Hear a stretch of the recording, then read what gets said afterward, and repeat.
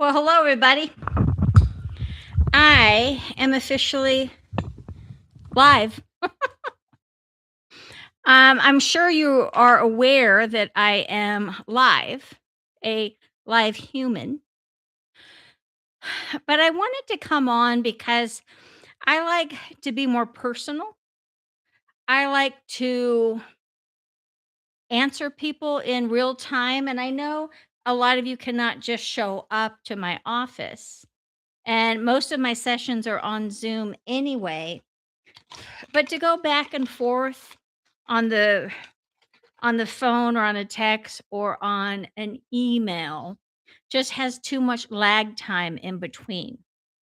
So, with that said, I am here to talk about different ways of changing who you are, leveling up from who you were, understanding where you are, and to be able to bridge that gap of where you want to go.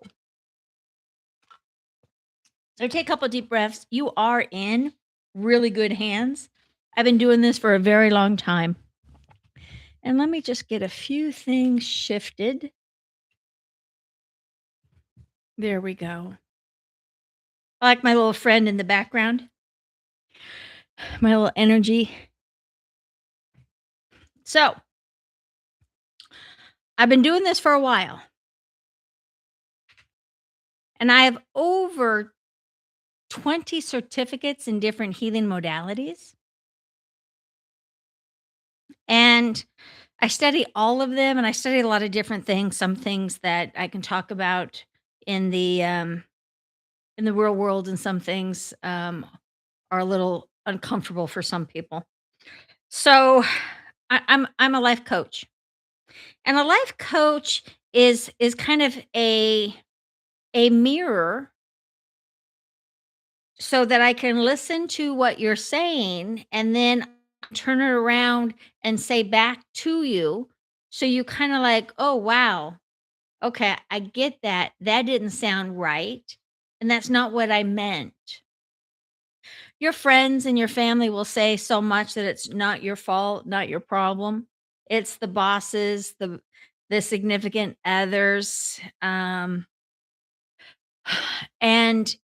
everything that you do is not necessarily your fault, but your responsibility to be aware of it, to shift it, and to change it, to move through it, and right what has been wronged, and take the personal responsibility that not a lot of people actually know how to do anymore.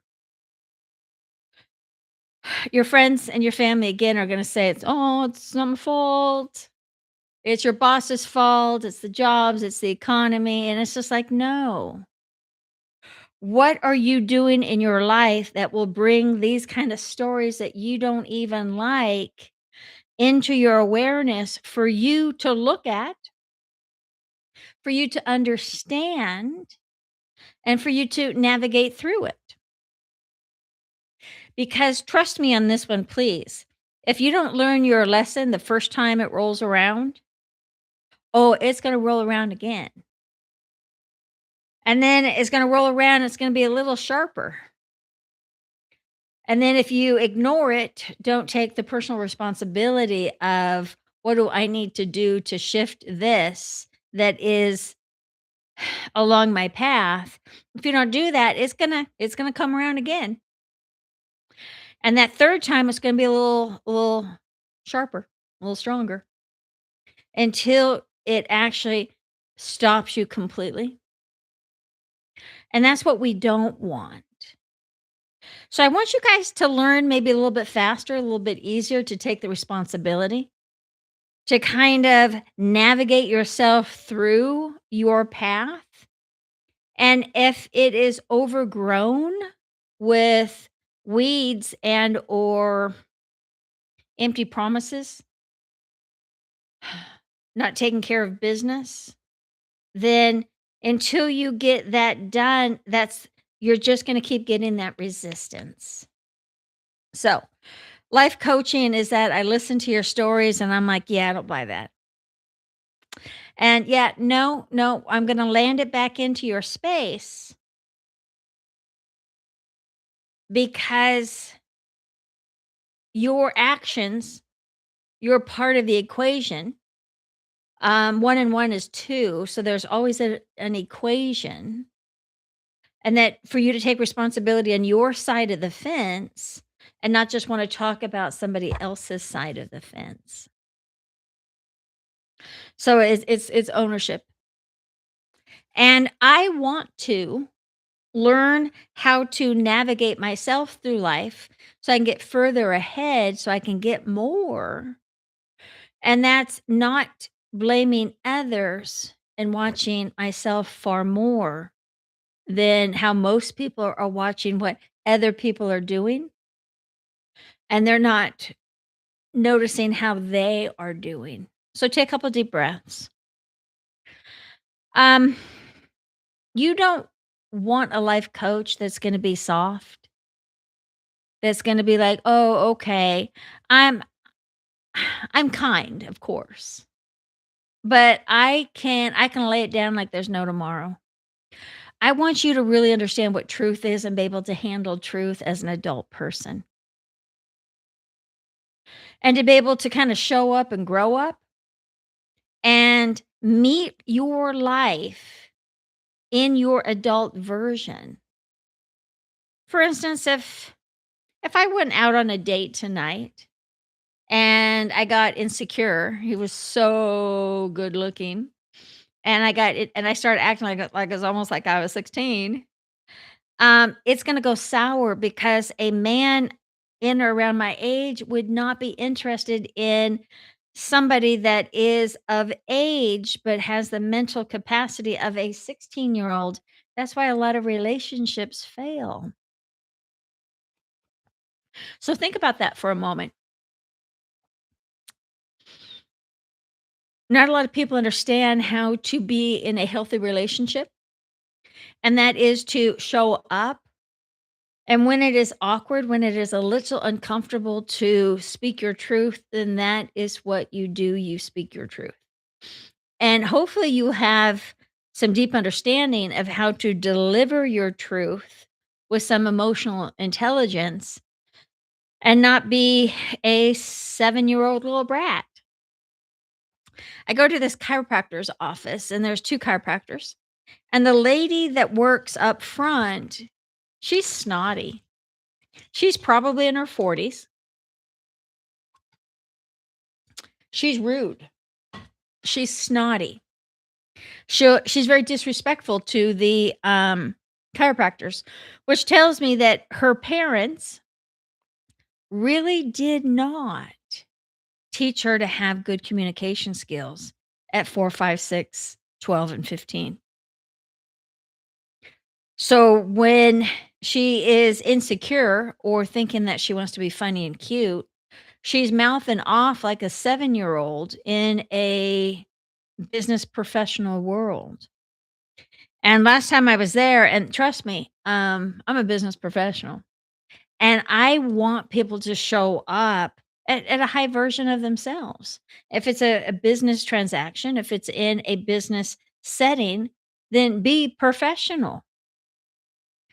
But he was running a few minutes late. He was on the phone. I'm humble. It's okay. I can wait. I'm early. So she's like, "Oh, I'll just put you on the massage table." And I said, "Oh, okay." So just as she started to do that, he came in and he's like, oh, perfect. Thank you. I'll let you stand there for 5 minutes." And she's like, "Yeah, duh. Of course I have to do this." And I literally cringe. And I'm like, she is saying this to the chiropractor doctor in front of a patient. And that's what I was talking about a couple minutes ago. That if you're not around people at your maturity state, because if she was conscious, she would not be lipping back. She wouldn't be so rude, so bratty in communication. But she's 40-ish. Talking like she's 714 with the goddamn attitude. Now that alone will make me, when I'm out of the contract of this amount of money for this amount of sessions, I actually may change going to that chiropractor's office just because of her. And so if you are not showing up at your wisdom, your age, your maturity, and your insight, you could be ruining your own success stories in relationships, in career, in business. And that's why you want to come to me, because I'm going to point it out to you. And it's more than pointing it out to you. I want you to understand why you're doing it,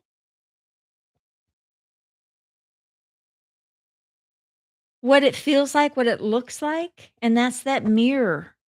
As a coach, I kind of want to show you what you're doing over here and what the actions are going to be because of that.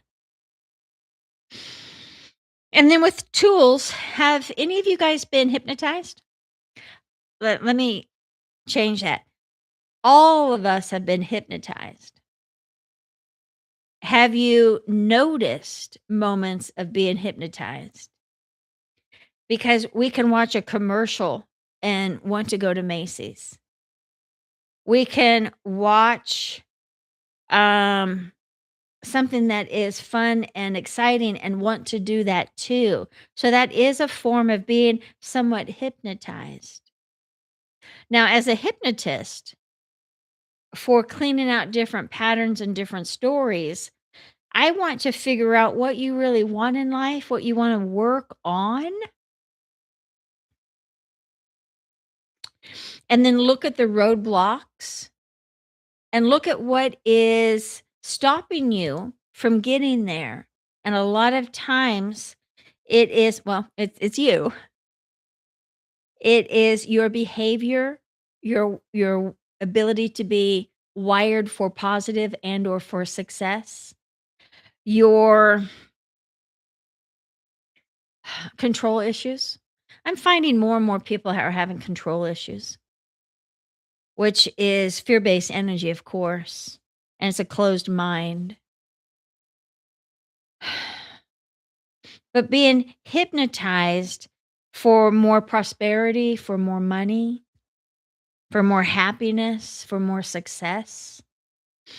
It's actually having you kind of go through in consciousness, connecting into that voice of your soul work and being able to listen to the inside of you that traditionally has so much of the answers. So again, take a few deep breaths. I'm not going to hypnotize so that you quack like a duck or anything. That's kind of ridiculous, and that's definitely beneath me. But years ago, I can hypnotize myself, but years ago, a friend of mine hypnotized me. And I was not deep into hypnosis. You don't have to be. And I just started to see, and I'm like, "Oh, wow. I'm going into this room, and wow, this is happening." And I was able to just kinda clean it up, and it's like, "Oh, that was interesting." Then I went into this room, and it didn't seem like it was a lot of heavy work. You don't have to worry about, "This is gonna be heavy. I'm gonna have to be traumatized all over again." But it's going to be like, let me find clarity and take the nuggets so when I come back, I actually have the ability to understand who I was and make a choice of who I choose to be. And that in itself is a lot of amazing work. One time years ago, a hypnotist hypnotized me, and he put me in this room of 100 people. And he said, "Okay." He's like, "How do you feel?" And I'm like, "Yeah, you know, not my cup of tea, but I can hang with it." I'm looking around. Uncomfortable, but I can hang with it. And he's like, "Now the room is full of 100 women." And I'm like, "Ah, a bunch of cackling hens." Not a lot in common, not very comfortable, but I can handle it. And then he said a lot of 100% Asian men. And I'm like, yeah, okay. Black men? Oh, okay. Yeah. Caucasian men. And I'm like, get me the hell out. Get me out. No, I can't do it. I can't do it. And then just that session alone was mind-blowing to me. So when you start to kind of play in the world of being hypnotized, you don't know what's going to happen. You don't want to know what's going to happen. You just kind of want to go into these experiences. And I realized so much that my dad was on the rough side, and we were taught we could never talk back. We could never, ever, ever argue. We had to suck it up and just take it and walk away. And every boss that I had was Caucasian. And so many of my bosses, they really, really liked me as a human, as a person. And they would try to talk to me, and I couldn't talk to them. And I realized that in that room of 100 men, I had to shut the F up. And they were superior to, because I think I was probably 32 at the time. In that room, when they all became Caucasian men, I was 3, 4, 5, 6, and 7, and then at that point, you never talk to an adult person, especially an adult man, with authority. Even though in my earth body, I was like 32, we get into these moments where we go flying backwards into our past where these triggers are. And so through hypnotherapy, I want to teach you how to show up in more consciousness, in more present time, so that when you do get caught up in things, that you can remain your body's age, maturity, and emotional intelligence. So I'm hoping little things like this are going to kind of drop in and make some sense into your thoughts. Now, one lady said she could not be hypnotized. I'm like, yeah, I really don't want to. I really don't care. I'm going to hypnotize you, whatever. And so she laid down and she was hypnotized, but she had a fear of consuming alcohol, even a wine vinaigrette on a salad, even a whiskey in a marinade would literally just flat out freak her out. She was terrified. So there was a moment in the past that she was slipped alcohol without knowing. And that moment that was like 5 years, 7 years old, that moment and all moments that you have a start date and an end date.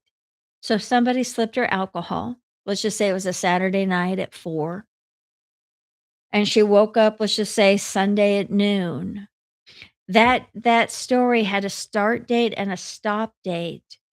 But when it comes to energy and when it comes to fear and not being able to heal that moment never ended with a stop date. It still runs in present time, and that's what PTSD is.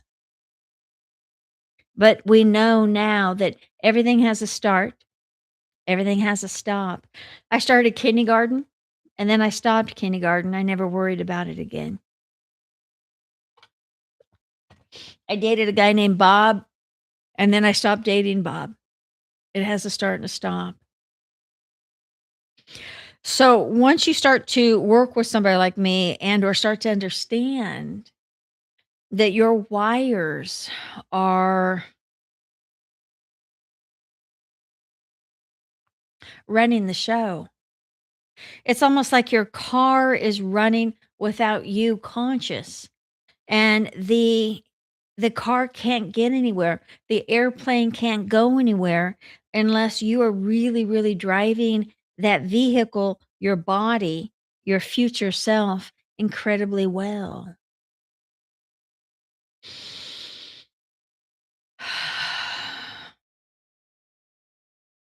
And we don't want to blame it on others. So, any questions so far? So, we've talked about a little bit of why people really need on a lot of levels, or choose a life coach, and why or how being hypnotized can actually help with the clarity of why do I have these hiccups? Why do I keep repeating these patterns? And then in hypnotherapy, we go back to when that pattern started, and then we close the chapter. We close the story. And then we leave it back there, and we put it in the timeline of where it originated. Because again, if my timeline, let's just say my timeline behind me is 100 feet, and I was in kindergarten, and so in the year of my kindergarten is way, way, way back there. And let's just say I went on a vacation last year. So the story of my vacation is a little bit back there. So when we do some timeline therapy, it's why do you keep bringing up the past? And trust me, I see all of this on Facebook where everybody loves to post 10, 20, 30-year-old images, photos of themselves saying it was the best time of their life. Oh, I sure miss the partying. I sure miss this. This was such a great time. And let me explain real quick. I'm going to get off topic. Why do people do that? Because they don't have a good life right now. And I do not want anybody to live in the past and think that those were the best moments. Because today is supposed to be the best moments. So, with that said,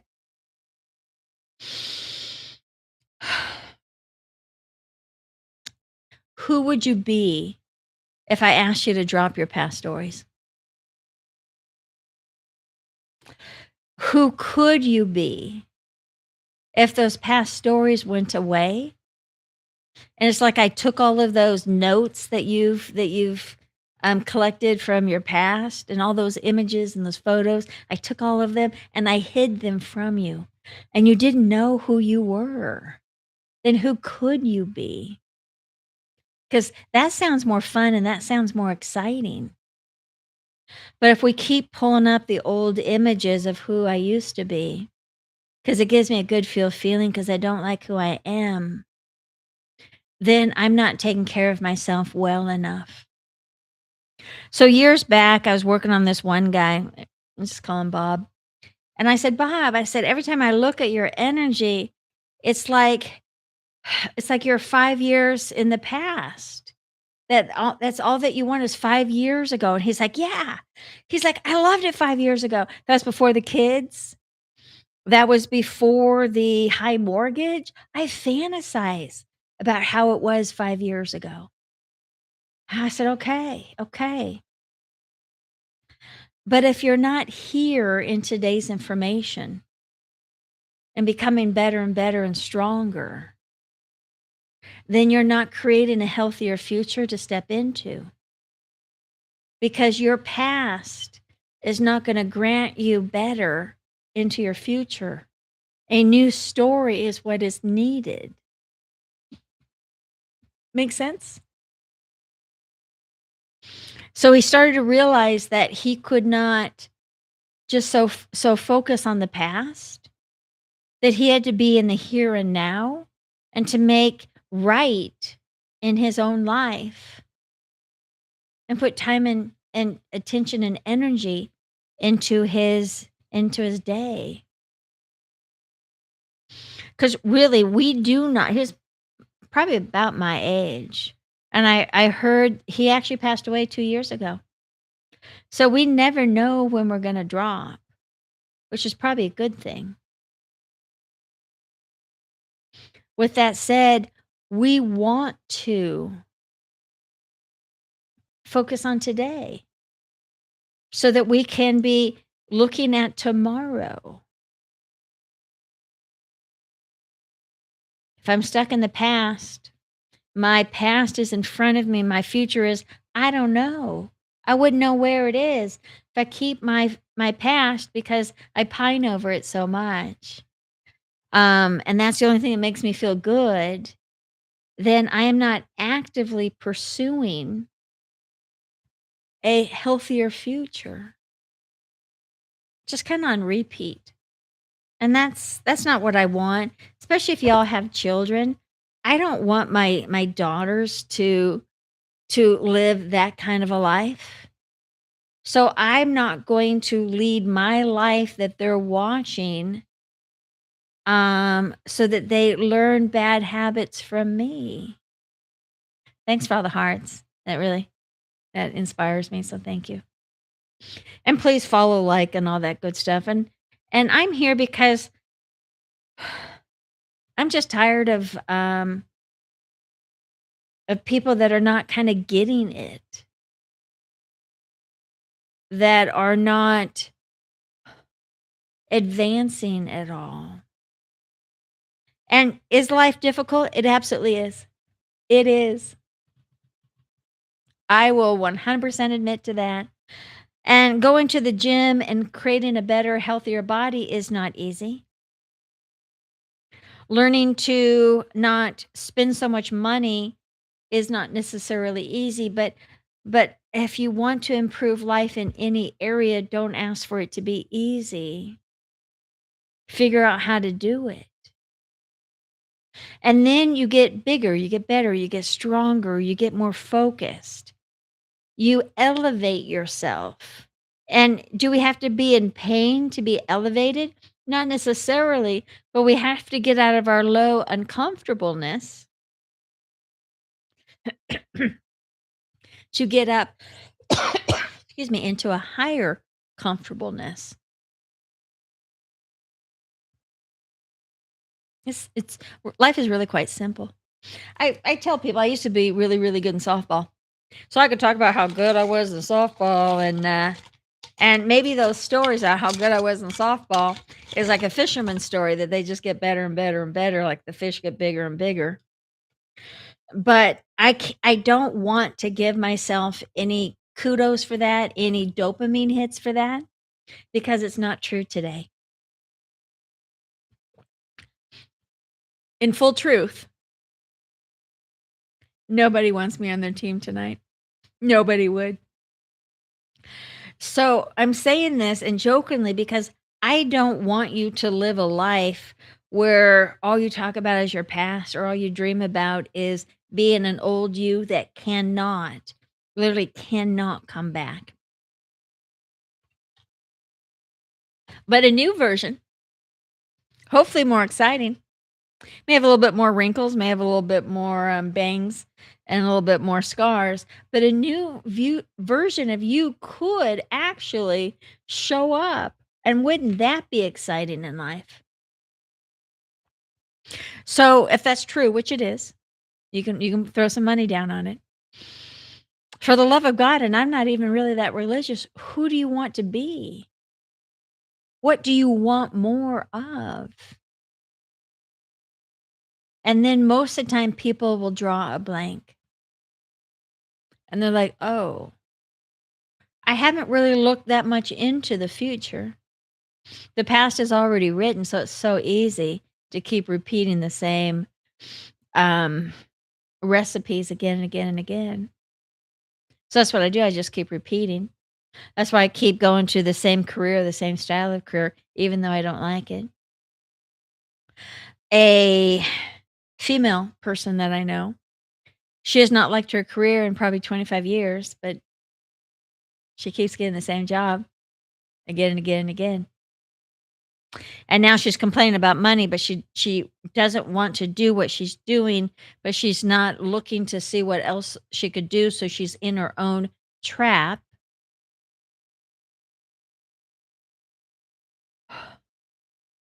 Quite exhausting to listen to and to pay attention to. So I avoid people like that, to be honest with you. Just gonna be honest, throw that down.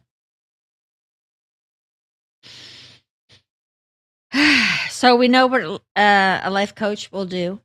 We know what hypnotherapy is pretty powerful, and it will help you really go in and listen to that inside voice that can be trusted. And the timeline, the ability to look at your timeline and know if you are a mature adult right here, right now, or if you have gone back into childhood pain and issues and problems, and that you're not the full extension of who you are. So that's some timeline therapy. And so then let's talk about some NLP, Neuro-Linguistic Programming. Very similar to hypnosis. And when I put them together, it's powerful. I like to disrupt your patterns, and I like to listen to your story. It's a rhythm. And then when the story is off, the rhythm isn't good and it's down and it's low and it's flatlined, for me to stop it and bring it up and not necessarily correct it, but help you rewrite the program. So a young lady, 35ish, so I guess she's not that young, called me up, a client of mine. She had a couple questions. And I said, "Yeah, I got a few minutes." And she's like, "I'm sorry, I'm talking so fast. I've just been drinking too much coffee." And I started laughing and I said, "Well, why are you drinking too much coffee?" And she's like, "I don't know, I'm just drinking too much coffee." And I said, "Well, because I don't want to work on anybody unless they give me permission." So I said, "Well, would you want to change that if you could?" And she's like, Of course I want to change it." So I'm like, "Thank you. I've got permission to work on her." And I said, "Well, how many cups are you drinking?" She's like, "Oh, 2 or 3." And I said, "Okay. Well, if you did it more right, because in hypnotherapy and in NLP, the language is quite interesting." So I said, "Well, if you did it more right, how many cups would you drink per day?" And she's like, "Oh, only 1." And I said, "Okay, that makes sense." And when you had that 1 cup, so now I'm repeating it, you had that 1 cup, when would you have that 1 cup of coffee? And she's like, "Oh, in the morning." I said, "Well, wake up at 4:30 in the morning. What time is morning?" She's like, "Oh, no, not at all." So now she's actually thinking about it. She's planning it and she's creating a story. Isn't that brilliant? I'm not creating her story. I'm asking her to create the story out here that she wants. And she's like, "Oh, yeah, 8 a.m." I said, "Oh, that makes sense." And after your 1 cup, repeat in or around 8 a.m., what would you drink after that? What kind of fluids? And she's like, "Oh, I just drink water." I said, "Okay. Totally makes sense." And I said, "So, just 1 cup at 8 and, the rest is water, and water is our first medicine." And she's like, "Yeah." And then all of a sudden, I jumped up and I said, "Oh my god, I have a session. I gotta go." And I hung up and I laughed. I laughed. And 3 days later, she came on to my meditation class. I teach meditation Wednesday night, 7 to 8:30. And she, she signed on early and she's like, "Did you work on me?" And I said, "Well, what do you mean?" And she's like, "Ever since I've talked to you, I've only had 1 cup in the morning." I said, "Well, you gave me permission." And that's a lot of the NLP. I need to find out where the drivers are. It's quite fascinating. And once you start to shift stories, then your whole self just starts to raise up. And thank you for all the hearts and all the kindness. And please follow. And it's quite interesting because I'm watching quite a few people sign on, and people that I would never have even thought would have signed on has signed on.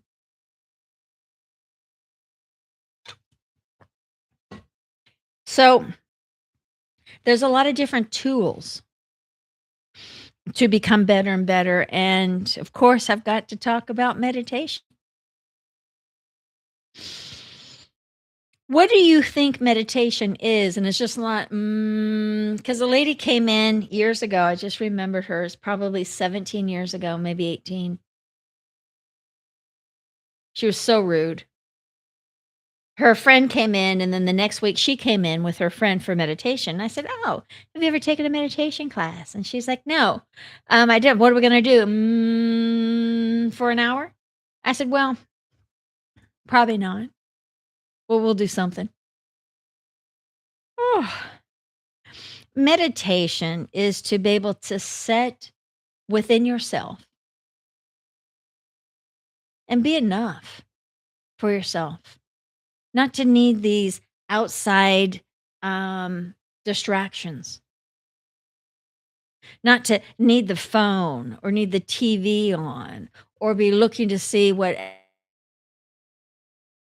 action is, to chill down and be enough for yourself.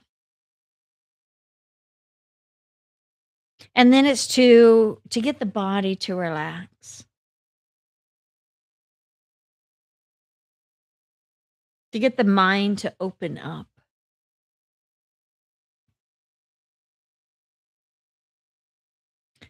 to be able to slow down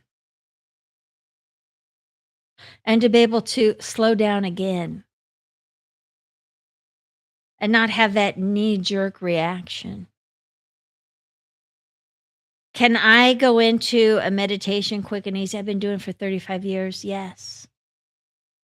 What it is for me is to take a deep breath and to relax my mental, physical, and emotional well beings all the way down so that I can just be. And that's what I would like for so many,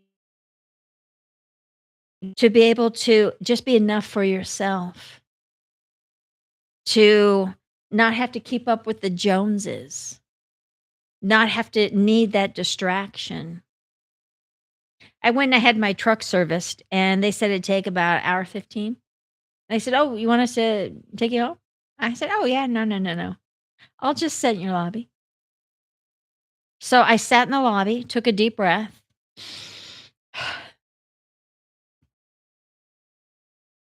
and I just sat there. If I heard something every now and then, I'd open my eyes.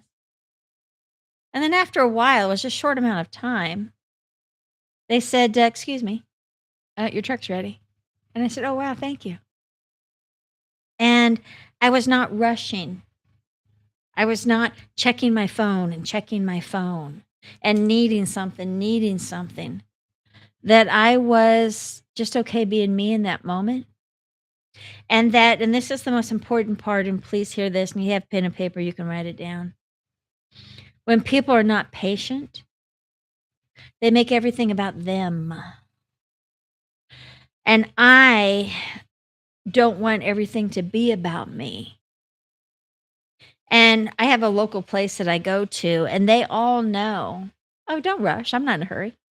And if there's ever a need that I was in a hurry, I'd let you know. But nobody needs to rush or hurry for me.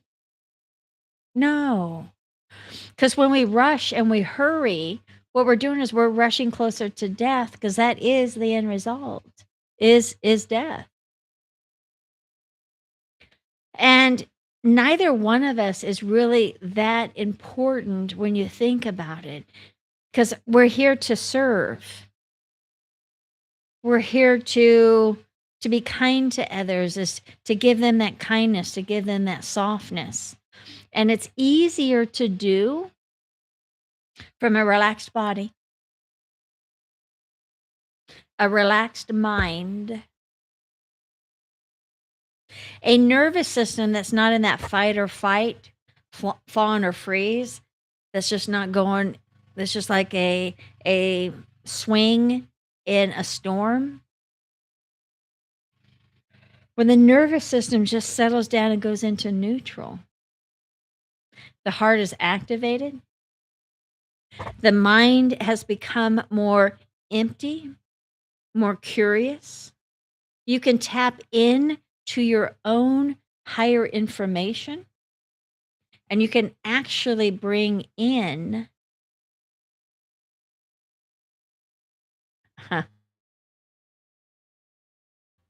You can actually bring in your higher information. So that's really what we want to do, is to live in a state of meditation where my shoulders know that they can be relaxed. That maybe I was nervous for a moment today when the wind came up and knocked something over, but that has a start and a stop time so I can relax down. So I'm not looking and I'm not keeping my nervous system up. And then I can relax. I can be more emotionally available to others. So I can sit and just be a a grounded person for others. There's this one client, and I there's another person that knows her also, and she's a hot mess. She's loud and needy, and it always has to be about her. She is exhausting to be around and non-professional. And those people have a lot of insecurities, and everything is in the nervous system. So when you can learn to chill and relax, thanks. It's not looking all that great right now, but I'll take the compliment. So thank you. When when you learn how to get yourself into a state of meditation, the intensity is gone.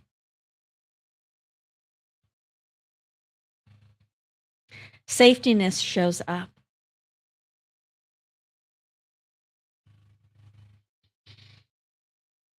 The body can surrender down into the moment. But the key thing is that the heart is available for you and to you. And that makes it pretty beautiful and pretty special.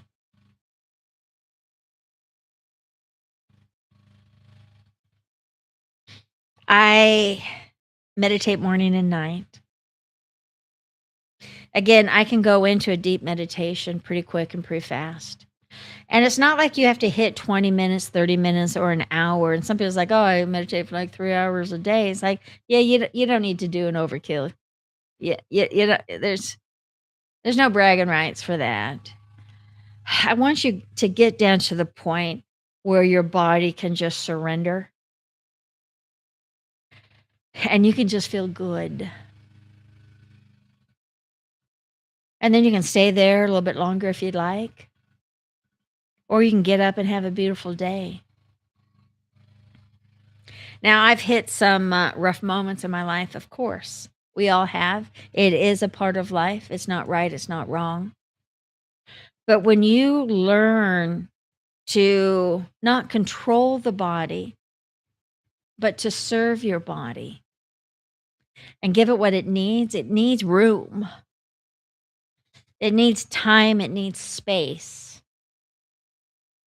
And your body is so hungry for you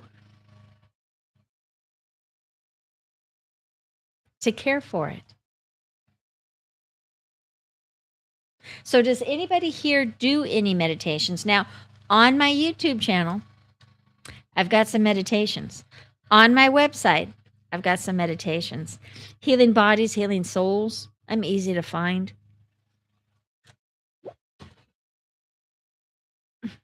It's easy. You don't need to get a special meditation chair.